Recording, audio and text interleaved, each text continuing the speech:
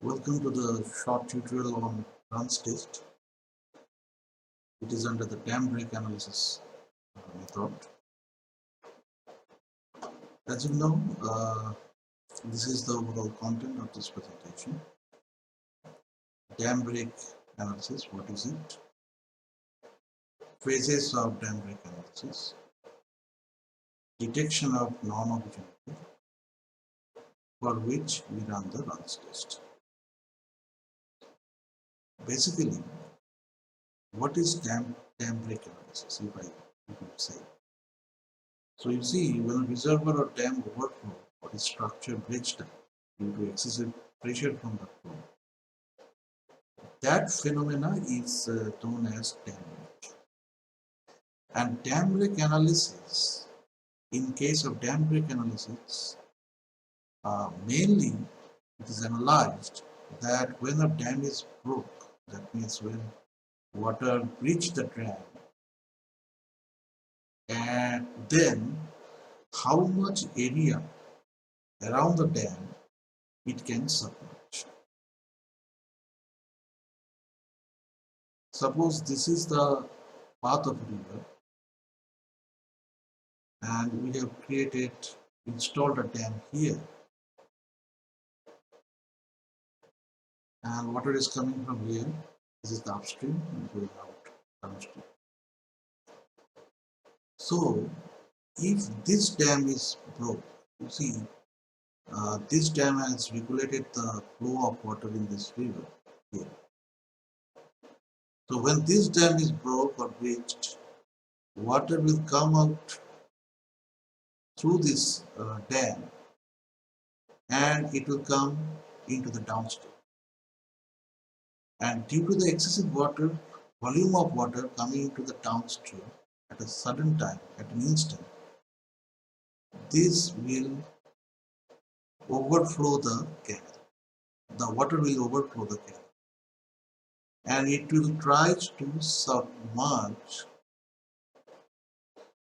the area under downstream. So this area of submergence is predicted or approximated with the model developed for analyzing dam break effects.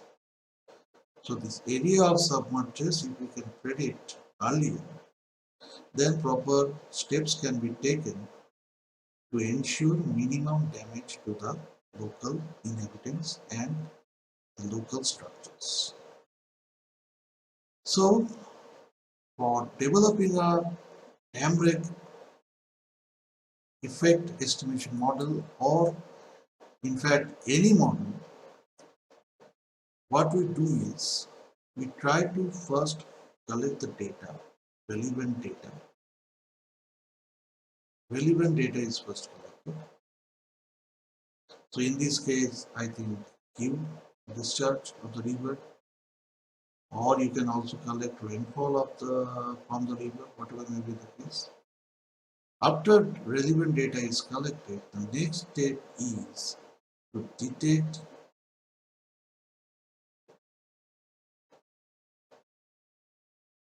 non-homogeneity.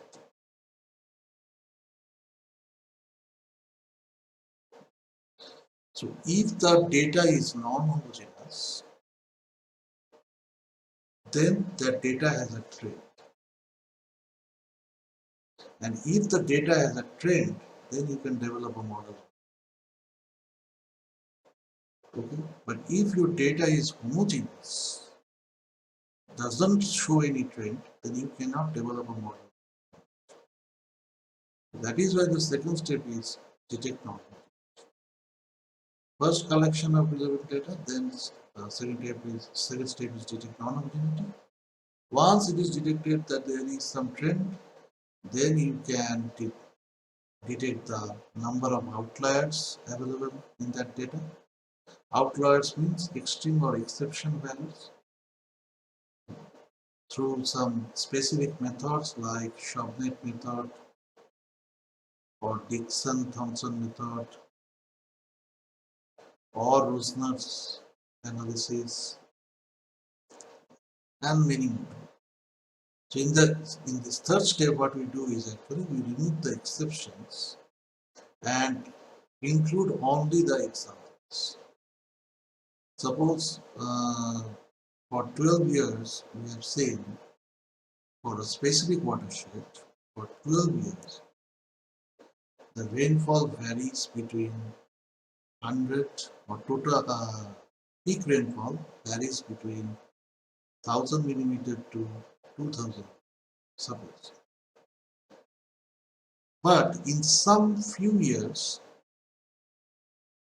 the minimum rainfall has been reduced to suppose 50 millimeter, and in some other years the maximum rainfall is crossed this 2000 millimeter higher limit, and say for example 2500 millimeter in some specific case within this 12 months.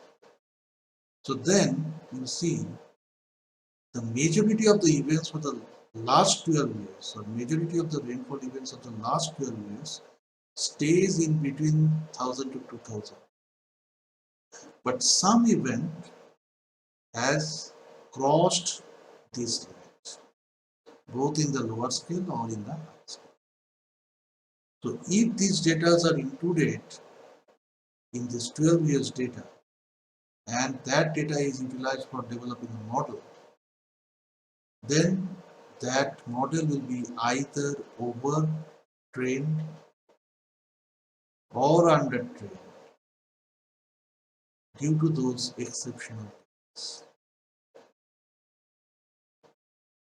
Okay, so that is why as a third step of model development you have to identify the outliers and delete them from your data. Okay, so let us first take the second step, because relevant data collection is not the objective of this presentation. So you see here,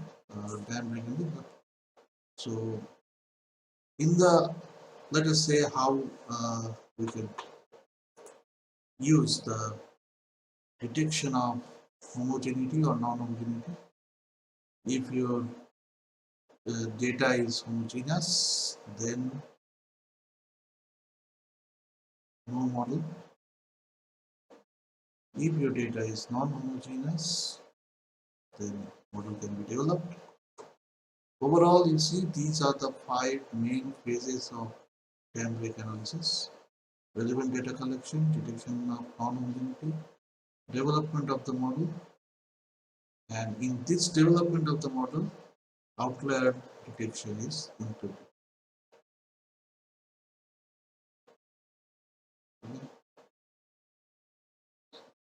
And then with the help of the model, you estimate the time break events.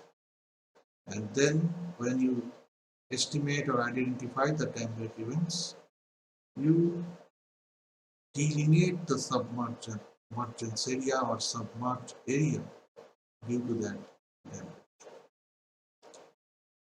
So this model has 2 jobs to do. First job is to estimate the time break events. Okay. And second job will be to estimate or delineate the area of submergence due to that time.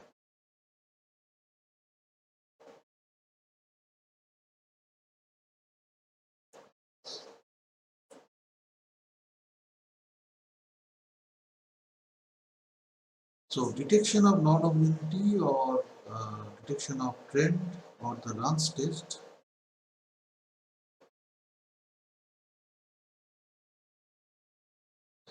is accomplished by following the steps. First, the hypothesis is formulated, then identify theory that specify test statistics and distribution, level of significance, collect and compute sample data of test statistics, obtain critical value, creation, Okay, so let us simplify these steps. How it is done and how it not. So yes. So first is your discharge data is to be collected in an orderly fashion, either in the ascending order or in the descending order, whatever way, but you must your data arrangement must follow a trend. So either you can arrange them from lowest value to highest value, or you can arrange them from highest value to lowest value. Then you see the specified criteria. So this criteria is very interesting. Either you can say that uh, the median value of the collected data is the criteria, or you can say the average value of the collected data is the criteria, or you can say, or you can fix some other criteria also. So what is the use of this criteria? That if take for example, for this case we are selecting the criteria as median. So if the value of discharge is exceeding the median value, then they will be classified as plus. And if the value of discharge doesn't exceed the median value, then they will be classified as minus. Now, among this data, then there will be two types of values. One will be plus, one will be minus. Let us indicate plus values as n1 and minus value as n2. n1 plus n2 will be the total number of sample data.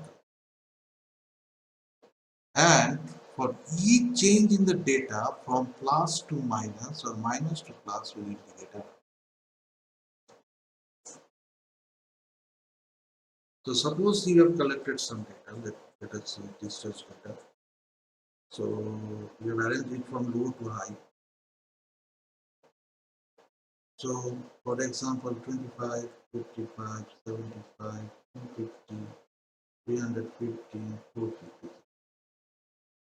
And you say that the median value of this will be the criteria.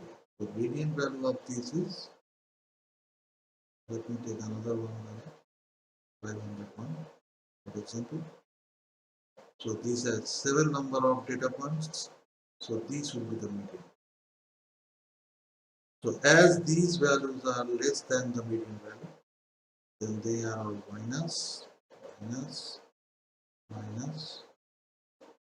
This is the median value. So what we say, they say that minus would be may not exceed the criteria. So 250 has not exceeded the criteria, which is the median value here. 250 is the median value, so it cannot exceed 250. So that is why it is also clubbed after minus.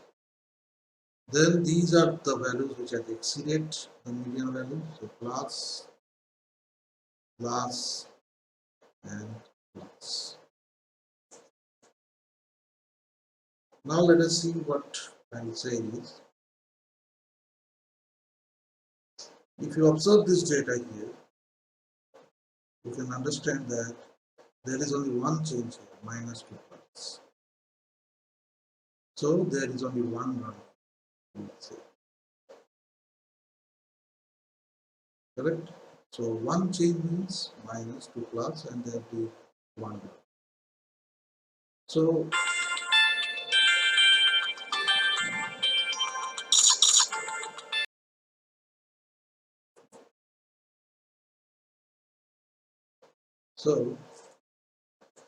So here we find that only one run is there. Now whether it is this data is non-homogeneous or homogeneous, how to understand that? So for that what we will do is, if the total number of sample value is less than 20, n1 and n2 is less than 20, Here it is only 7. You see, there is only 7 values here. 1, 2, 3, 7. So what will happen? Less than 20. So first we have to understand, or we have to identify the critical value of run. There is a critical value from the table of critical run. From the table of critical run, we have to understand the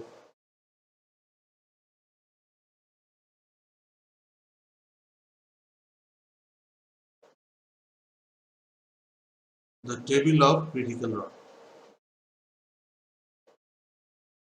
So how to identify the table of critical run? So here we go. This is the table of critical value.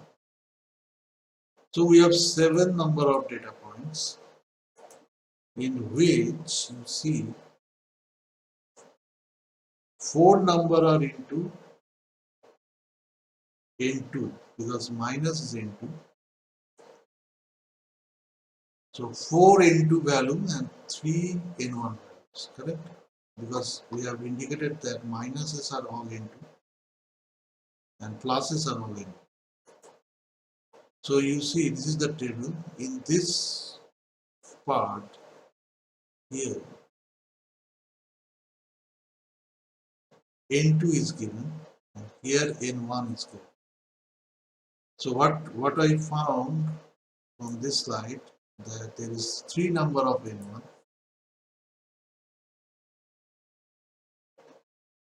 and there is 4 number of N2.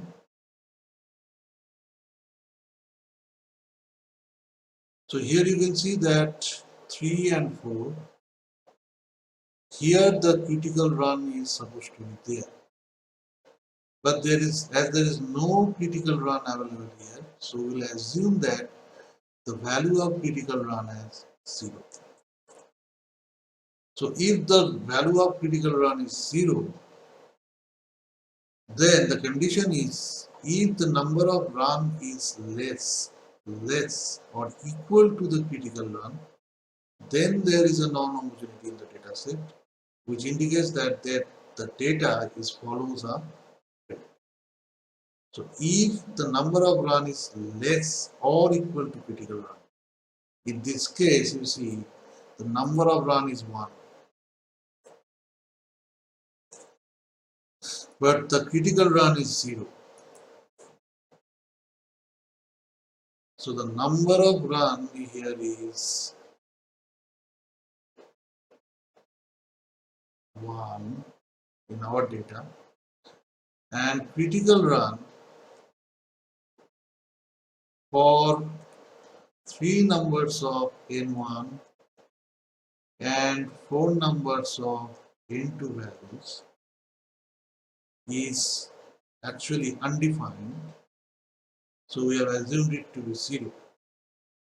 And as the condition is that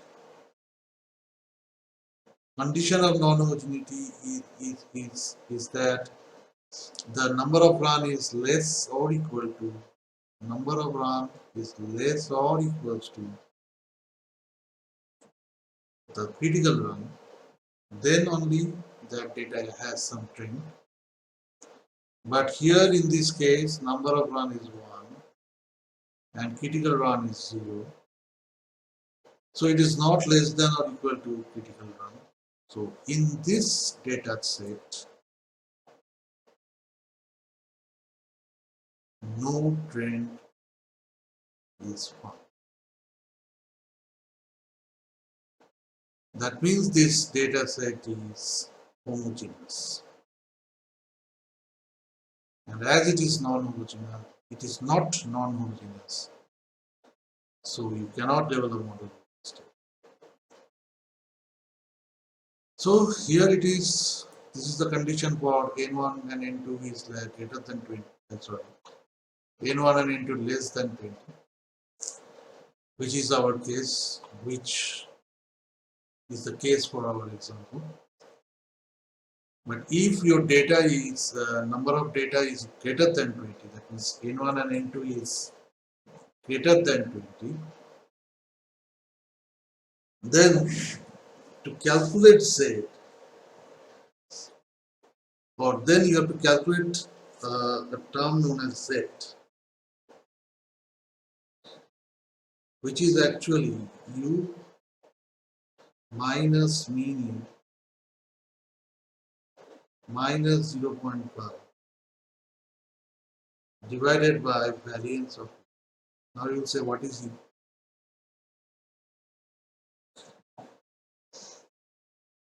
So you say, what is u? So u is first number of values. First number of values in n1 and n2 will be computed along with the number of runs.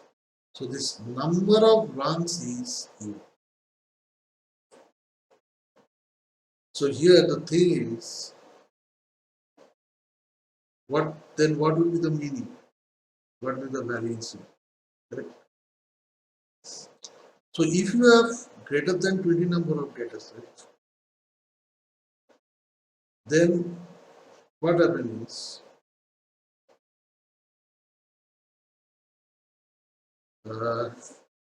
what you will do is, rather than,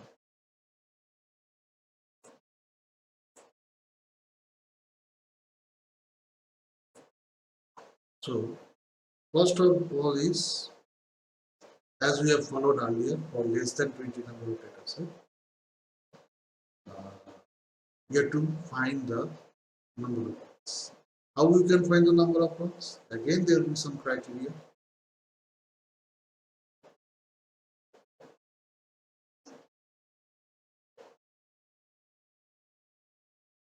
Then you have to compare each of the data in the data set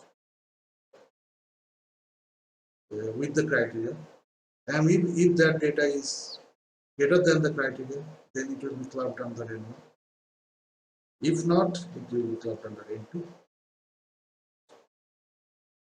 Then what happens is, any change from N1 to N2, that means, as you know, all the pluses are in N1 and all the minuses are in N2. So any change from plus to minus or minus to plus will indicate a run. And that way we will calculate how many number of runs is there in that data set. Now here, after then, you have to calculate z. How to calculate? U is your number of runs. So note that number of runs in a given data set will be a single number. So U will be your number of runs. And how to calculate this mean U? Go to the next slide. Mean U is calculated with the help of this one. N1 is the all those value which is clubbed under plus. N2 is all these value which is clubbed under minus. That means these values have exceeded the criteria and these values have not exceeded the criteria. And this is the formula, 2n1 n2 by n1 n2 plus 1. And for calculating variance, you have to use this formula, n1 n2 is same meaning. Okay. So this is also known as square of standard deviation of AC. So you know n1 is, as usual, all plus, all minus, and then you use this formula to find the variance. So now you have your mean of u, you have your variance of u, and you have your number of runs. Now you put it into this equation, u minus mean of u minus 0.5 in the numerator divided by variance of u. This will be your z. This will be your z.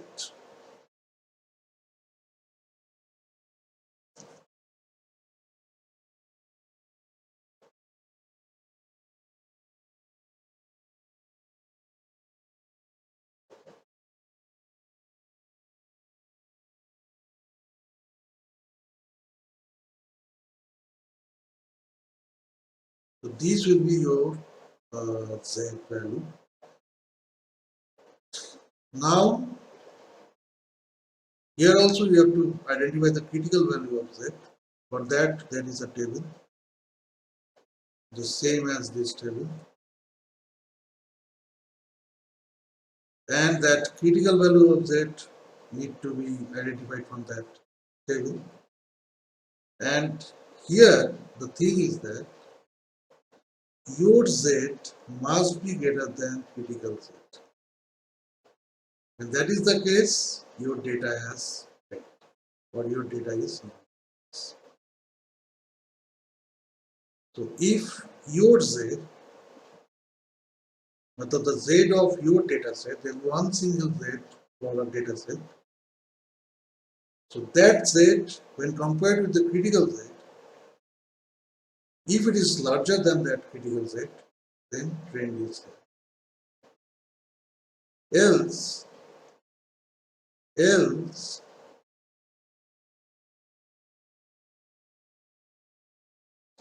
no trend is there. So this is for when N1 and N2 is much greater than 20.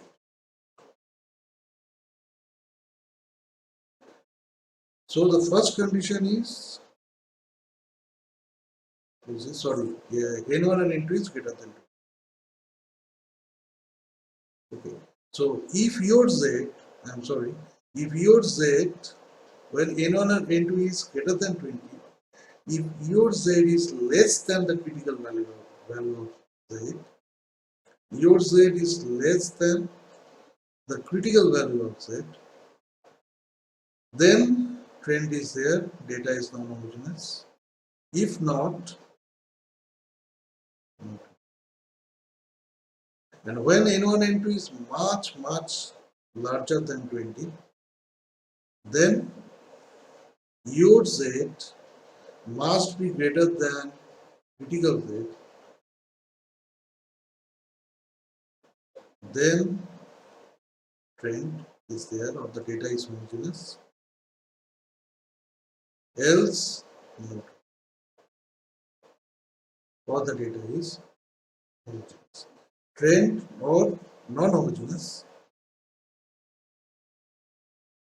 Non-homogeneous and trend, availability of trend is same. Then it will be, if your Z is greater than critical Z, then there is a trend or the data is non-homogeneous. Else, there is no trend or the data is homogeneous. Okay? So this is for when N1 plus N2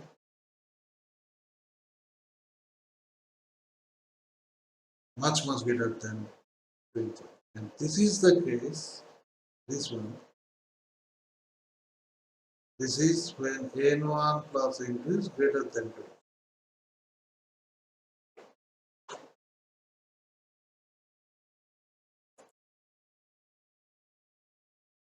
Now the next condition is, this we have done it, much greater than 20.